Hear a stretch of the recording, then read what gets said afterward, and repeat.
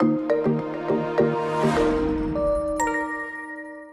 everybody, welcome to EventSpeak with me, Big John, CEO of Beyond Experiential.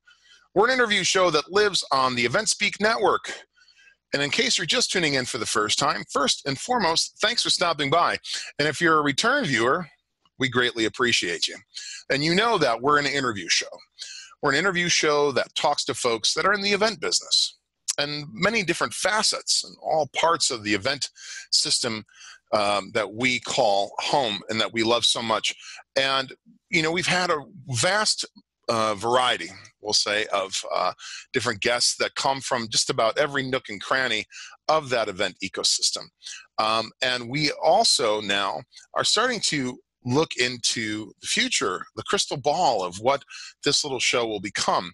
And our guest today is someone that I'm pretty confident you're going to see more than just today, but we've been wanting to have him on for quite some time, and our schedules have finally sort of serendipitously evolved, if you will. And he goes by the Mishke. We know him and love him as Mitchell Key. Mitch is a tour professional. He's been in the business a long time now, a little over a dozen tours under his belt in the experiential marketing world. He's a CDL driver. He's an MC guy. He's a pinball enthusiast and champion, for that matter. An astronomer, a musician, an auctioneer, a trivia master. Mitch has got many hats that he wears and somehow does it better than most. He resides in Colorado, on a hippie commune where he's going to be talking to us from today. And he's also one of my best friends in the entire world. So without further ado, please welcome to the show, the Mishke. Mitch, welcome, man. El Juan Grande. My man. Good to see you, Big John. How we doing, guy? I'm doing any better, I would be you, Mitch. I'm just thinking of the first time you ever said that to me. And this is a story that anybody that knows us, I'd love to tell, because it was just, you got to imagine, Mitch and I did a tour together probably 10 years ago now, and it was a beast of a tour. And we're, you know, whatever it was, 9-10 weeks into this thing and just road weary and grimy. And we're down in, I think we're in Florida, and I'm backing up a trailer in an RV, and Mitch is my directional guy, you know, and he's just got the handlebar mustache down to here and the big mirrored, like, you know, cop glasses, and just as road weary as they come. And as soon as I got to the point where you backed me up to, you pulled up to you walked over to the door and you're like, El Juan Grande. It was all you needed. It was like the, it was just perfect. I forgot about that mustache. You know, I always get excited when I go out on the road and I do a tour for a company that has lax grooming standards. They're the best. Those are the best ones. Everybody is always like super clean shaven, tuck the shirt into the khakis, no sunglasses when the people are around. Because, you know, when we're out there doing events, it's about interacting with the public. But yeah, when they don't care about that kind of stuff, I'm like, oh, you're going to give me 10 weeks to grow them up?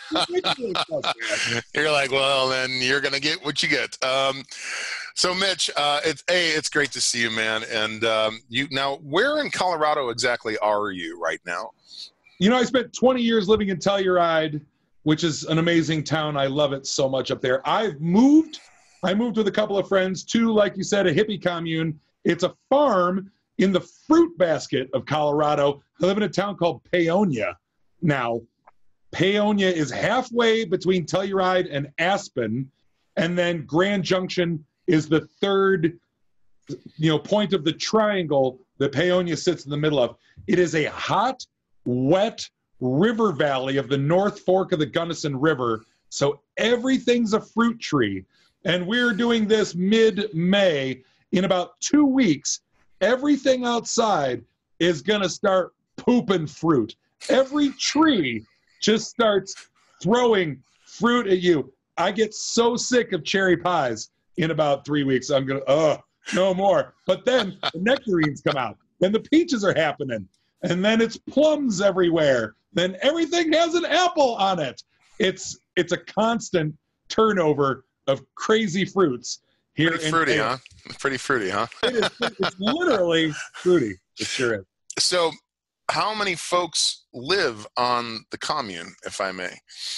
We have 7 permanent residents here, and then we have a couple of people that come and go in our social circle. We are sort of a closed circle, but we have a couple of satellites for support, that we bring in and out. So we're doing it smart and we're doing it safe, and we are social distancing. It's a big place. We've got, a couple dozen acres out here that we can spread out. And there's a canal up above us. We have a pond, a hot tub. The pond would be good for you. Nice Caddyshack reference. So that's actually an interesting question to start with, is that, being out there where it's secluded, has COVID had much of an effect on all of you out there? Or is it more like you guys are aware of what's going on and you're kind of doing your thing from there? But what is COVID life been for you? What has it been like for you since all this started? Well, I'd say the biggest thing that's affected us here is the fact that I am here. I don't come here. I keep my stuff here, and I just come visit it for a day or two in between all the things I do. I drive the tour bus for a rock band is what I've been doing for the last year. And I'm normally on the road with them. And then when I'm done, I actually like to travel. That's why I keep a map of the world up behind me, is that, I throw a dart and then I want to try and get to this point in Africa for some reason. So I come in, I switch out whatever t-shirts are in the suitcase, and I head back out again. I think from April of last year through New Year's, I only spent about 22 days in my own bed, and not in a row. Like, I was out constantly, but I went to Spain, I went to Morocco, I went to Germany, I went to Japan, I was on the road with March 4th, I went to Panama. I've been out looking around, because as a citizen of the earth, I like to see what's out there, which is what draws me to the industry that we're in, is that I like events because I got that gypsy blood. I want to get out there and see what's going on. So I'd say that's the biggest difference right now, is that I've been here for 8 weeks in a row. I don't know how to farm. I'm a city kid from Chicago. What am there's a plant growing. I don't know you're supposed to eat that. That's weird. No, we got chickens too, and I'm in charge of the chickens is what I do. I take care of the chickens because I like omelets.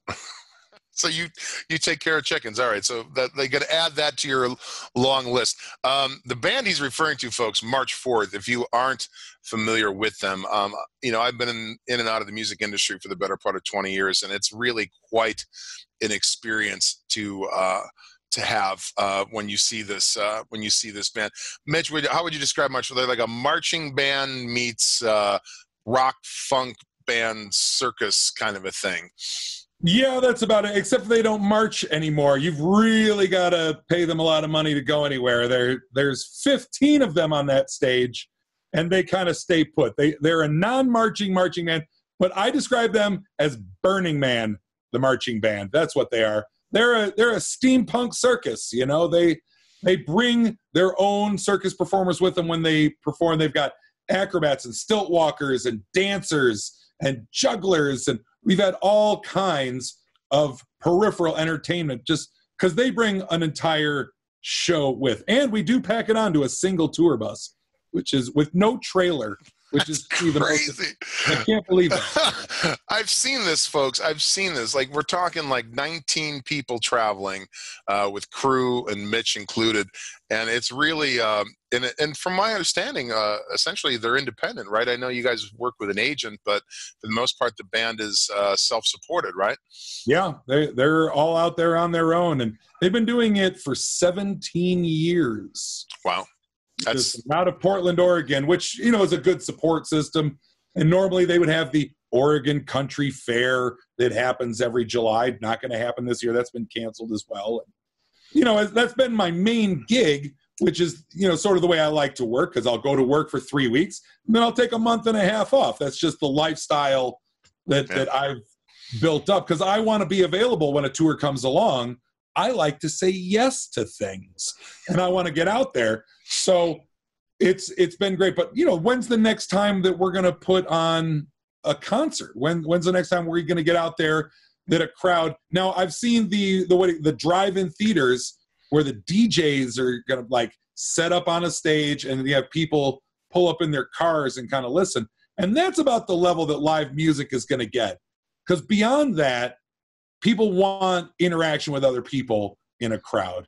And there's something that happens between a band and, you know, for live music, the DJ, you can play to people that can see you from their cars, but it doesn't really work when you're a band. How are you going to keep the people distant, you know? It's definitely something that, you know, there's been a lot of conversations I've had on and off camera about that. And it is the biggest question mark. And, you know, as our industry, the event industry, and it's a big part of the reason that EventSpeak is back around again, is even though there's 31 plus states that are reopening and in some cases just completely open, there's still many that are going in, you know, in a very slow repeal, and therefore, you know, live events, concerts, music, all of that's on the furthest stage of it. And I'm pretty confident, not to mention just, you know, keeping in mind, it takes a good 6 months to a year to set these kind of things up. So it's not like you just cancel something and then reschedule it for, you know, a few months later. I think it's going to be well into, you know, early next year in the spring before we really see it start to resemble what we know it to be. And even then, I still think people are going to be very cautious before they're going out. You know, we're going to see concerts for a few hundred people with a lot of social distancing protocols in place, as opposed to just, you know, thousands of folks that are sweaty and Warped Tour style kind of a thing. Now, Mitch, it's like, you know, you definitely have had a very interesting ride since we first met. You know, we met, of course, working on an experiential tour, and we've worked on some other projects together since then. Most recently, of course, you know, the Amazon Aeronauts project we did at the end of last year with JT and Fox and the guys out there, sending the guys at Evolve some love. Would you say that, you know, do you see yourself moving past COVID, you know, looking to keep on the road in that capacity? I mean, tour managing is something that, you know, all of us get to a point where we're just the guys that need to be kind of training the next generation of tour managers, because it's not an easy gig for us older folks that are out there. And I think we were having these conversations when we were on Amazon together. Now, I would imagine, you know, driving for March 4th and doing what you do there, where you're predominantly a driver and an MC, that's important to mention, and your tiara and all that other business that we could talk about in a minute. But to my question is, do you see yourself continuing to look for tour manager gigs, or are you thinking about what's next for Mitch in this part of your life? Well, at some point, you're right, my back is going to break, and I'm not going to be able to load that truck with a bunch of local help that go nuts on us at 2:00 in the morning in a Phoenix parking lot somewhere. It's true. But I mean, right now, no, I'm not looking at that. I feel like this is actually prolonging my life out there. I like being in the truck. I like driving. That's why I went and got a CDL. And, you know, like I said, I got that gypsy blood. I want to be out there on the road. I just need to find a better way of doing that. Because you're right. I might not, as a tour manager, be the guy responsible for packing a truck for 10 hours and a 8-hour build on 3 hours of sleep. That's a young man's game. That's not something that I'm going to be able to do forever. But I feel like my MC skills are going to be marketable in this industry for a long time. And I've had other gigs that have picked up from other gigs where I think my original hire, the very first tour I did back in 2007, I was hired as the MC of that tour. And then from there, I was like, well, this is what I want to be doing. And I was willing to take any job just to get out there on the road, where I was an assistant tour manager, the tour manager, the production manager, the tech director. I was willing to do anything it took just to get myself into a box truck, because I'm weird like that. But doing all the MC things, and, you know, now I'm the MC of a festival in Telluride called the Ride Festival. And Tell us about that. I talked to 10,000 people in that crowd. You know, I've introduced Widespread Panic, David Byrne, Beck. We had Pearl Jam. You know, we get heavy hitters at this festival. And I love talking to large crowds. And I have that gift where I can speak words with my mouth, which is something you've heard me say before. You're welcome to take that one with you. I know that I have. I take it all the time. I'm doing it right now. I know you do. But I enjoy it, and I'm good at it. And there's something that happens when I start talking. People are like, "Whoop." As a matter of fact, here's a weird little anecdote on that. Today, because I do my trivia on Facebook Live every Monday, I'm going to start adding Zoom in as well. So I'm going to do Zoom and Facebook Live at the same time. It's going to be pretty cool. But people are like, all right, well, we kind of want to try this other thing. So I got a Zoom window open this morning, and I opened Facebook Live at 9 o'clock on a Tuesday morning.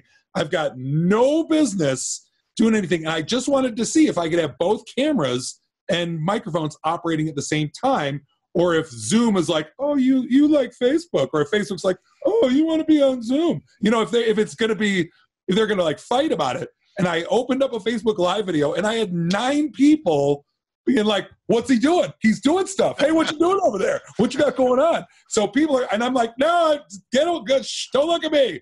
I'm in my underwear, just sitting there and be like, oh, I didn't know that people were going to look at this. So I had to like quickly log off. But I just have that thing. So when I talk, people tend to listen depending on the thing. And I am willing to believe in whatever situation or charity or people that hire me to go out there. Like I don't take jobs that I don't believe in. You know, Sure. Like if I have to go out there and be like, you know what, we should give more of our public lands to oil drilling, I would not be good at that, because that's not something that I believe in. So it's got to be fun for the people. If I think that even a multinational corporation is out there trying to make sure that people are having a good time, then they're on my side, and I can get behind that. And so I'm willing to talk and convince people to come on over and get whatever keychain, T-shirt, knick-knack, trinket, thingamajig giveaway that we are giving out, that they should come over here and try this, because it's all in the spirit of fun. No, I definitely know what you mean, man. And as somebody that's worked with you many times, you're definitely, I mean, you're an excellent tour manager, but you're definitely best, I think, as you said, speaking words from your mouth. With what you have, that's every Monday night, you do your Facebook Live, and now a Zoom trivia. On Facebook, you are Mitchell Key, right? That's right. Mitchell Key, Key. Kind of sounds like Mishke. Mitchell Key on Facebook Live. You can catch Mitch doing his trivia. And 7 Mountain Time, by the way. The time zones are weird. I get people international. I have Canada, Scotland, Australia, Mexico. I get people from all over the world that come in and play trivia with us. It's pretty fun. And you do correct me if I'm wrong, but the trivia is of your own creation. Like, you're not like reading Trivial Pursuit cards. No. I write the questions. I vet them for correctness. And also I learn a little something about each of them, so that when people start arguing with me, I can actually argue the point and find out, if they know what I'm talking about, I'll give them the point. But if they want to be a jerk to me and treat me like I'm not a human being with feelings, then we can have that discussion right there in the chat bar. What I was going to say, Mitch, is we at EventSpeak are fans, and if you'd ever like to come over and host a trivia, or just even simulcast your trivia through our network, there are a few folks that tune in and watch. We'd love to have you. But everybody, once again, the Mishke, thank you for coming by, Mitch. It has been nothing short of a pleasure to talk with you. And for any of you hiring managers, HR people out there, Mitch is on EventSpeak. You can find him on, what is your EventSpeak handle, Mitch? I believe I'm Mitch Mishke on EventSpeak. Mitch you guys Mishke. Required a first name for some wacky reason. Well, Mitch Mishke, the Mishke, and somebody that I call brother. I love you, man. It's great to see you, and thank you for coming by the show. For all of you that are just tuning in for the first time, we have different guests pretty much every week. We typically drop new episodes at least once or sometimes twice a week. It's sort of just, we're feeling it all out right now. But EventSpeak is here for you. And if you are in any capacity of the event industry, or maybe you just like watching cool interviews, you should sign up at www.eventspring.com. www.eventspeak.com. That's completely free to do. And you can check out this show, which is EventSpeak, on EventSpeak with me, Big John, CEO Beyond Experiential, saying thanks for tuning in, and please take care of yourselves and each other. Till next time.